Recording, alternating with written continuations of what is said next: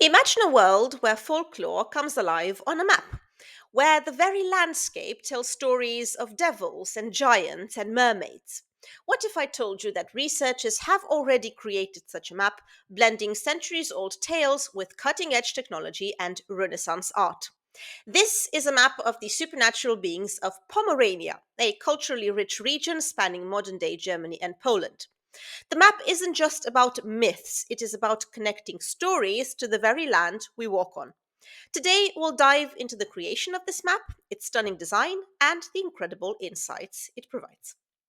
This groundbreaking project, detailed in the paper Supernatural Beings of Pomerania Postmodern Mapping of Folkloristic Sources, is an ambitious project to visualize centuries of folklore.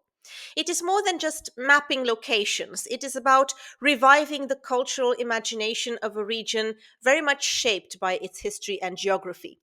By blending modern geographic information systems, short GIS, with artistic techniques inspired by Renaissance cartography, the researchers have created something truly unique. But why Pomerania and why supernatural beings?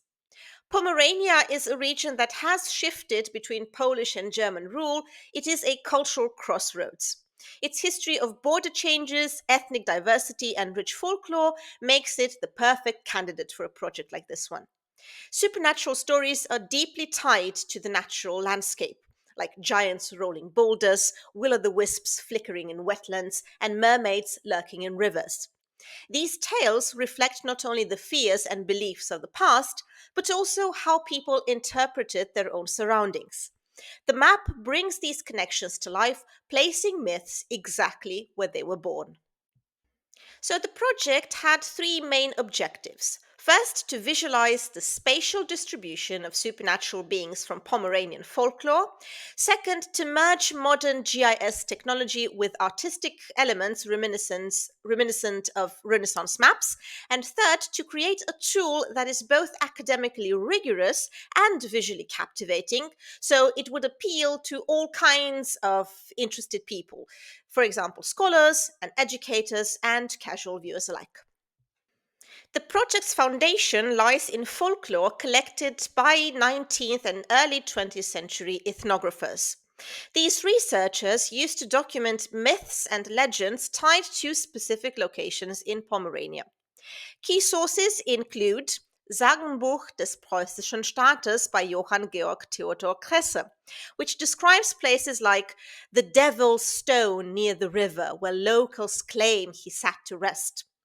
Podania Kaszubskie by Stanislav Czernicki, including tales such as a mermaid's song could be heard near Lake Schwidwir on full moon nights. Pommerschen Sagen by Alfred Haas, noting the wild hunter's spectral figure was said to race across the skies above the forest of Bukova Gora. Märkische Sagen und Märchen by Adalbert Kuhn, describing at the crossroads near the Old Oak, a ghostly figure waits for travelers at midnight. Volkssagen aus Pommern und Rügen by Ulrich Jahn, featuring stories like the giant's steps can still be seen on the hill where he roamed. So, what the team did by studying all this ethnographic collection was to extract stories with precise spatial markers, like specific lakes or hills or boulders. Only legends tied to the landscape were included, ensuring the map was as geographically accurate as it was imaginative. The supernatural beings were divided into 12 categories. First of all, we have the devils, mischievous and often destructive, associated with boulders and ruins. Then we have the giants. These would be towering figures linked to the shaping of the landscape, like hills or erratic stones. The mermaids, enchanting yet dangerous water spirits said to dwell in lakes and rivers. Will o' the wisps, these would be mysterious lights in marshes believed to be the souls of the lost.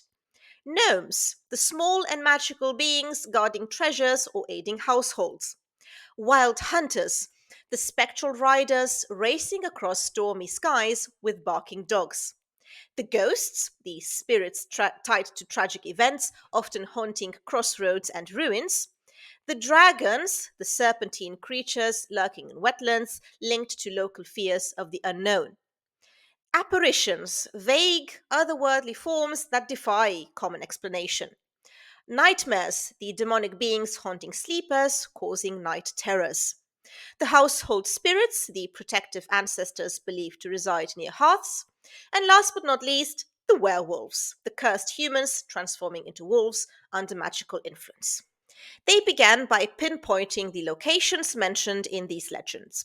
Using GIS, they layered this data onto modern maps, adding the geographical context.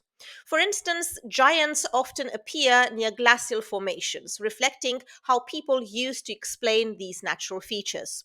Will o' the wisps cluster around wetlands, aligning with their mythological associations. Ghosts are frequently tied to crossroads and old forests. Out of 1,500 recorded beings, 600 were precisely mapped, creating a rich visual tapestry of Pomeranian folklore. The map isn't just data, it is truly art. Drawing inspiration from Renaissance cartography, the researchers incorporated decorative elements like vignettes and cartouches. These evoke the aesthetic of historical maps while reinforcing the supernatural themes. The team used linocut technique to create 12 illustrations of supernatural beings, detailed ones adding a handcrafted feel to the map. Modern tools like Photoshop ensured precision and seamless integration of these artistic elements. So, why Renaissance inspired?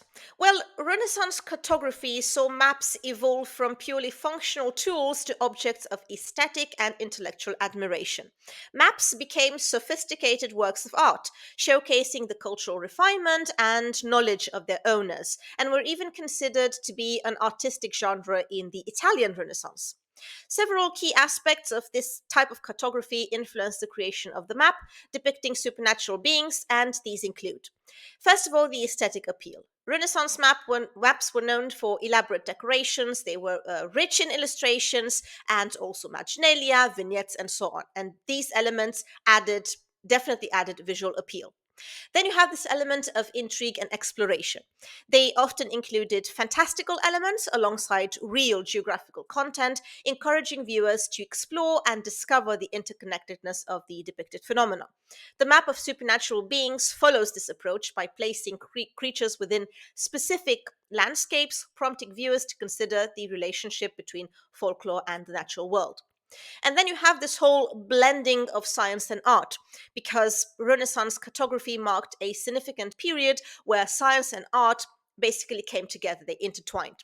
Cartographers such as Willem Blau and Johann Blau exemplify this fusion, creating maps that were both aesthetically pleasing and geographically informative. And the map of supernatural beings aims to achieve a similar balance. The map reveals some very fascinating patterns. First of all, devils are the ones who dominate, making up to about 26% of all beings. Then you have giants, wild hunters, and gnomes together accounting for 34%. The geographic distribution, in other words, reflects how natural features shape the folklore: giants near boulders, will o' the wisps in wetlands, and so on. The prevalence of devils and giants may be attributed to the young glacial landscape of the area. The terrain, featuring numerous erratic boulders, moraine hills, and deep lakes, seemingly required explanation, leading to the emergence of these figures in folklore. Gnomes, often associated with the cult of guardian spirits and the world of the dead, are frequently found near barrows, erratic boulders, and hills. This pattern highlights the association of these beings with specific topographical elements and ancient burial sites. Wild hunts, a concept prevalent in German speaking areas and Northern Europe, are linked to a sudden atmospheric change like strong winds.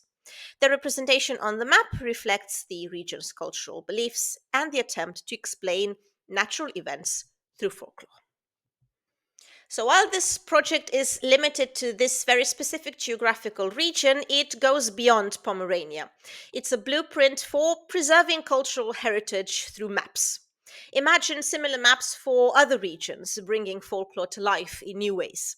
So, scholars, educators, and even tourists can use these tools to explore the deep ties between myth and geography. It's a bridge between past and present, between myth and reality, and a reminder that the landscapes around us hold stories waiting to be uncovered. If you enjoyed this journey into the supernatural, don't forget to like and subscribe. And if you want to know more about the Wild Hunt and connections to Norse mythology, you can check out this older video I linked for you. Stay tuned for more explorations of history and culture. Thank you for watching and take care.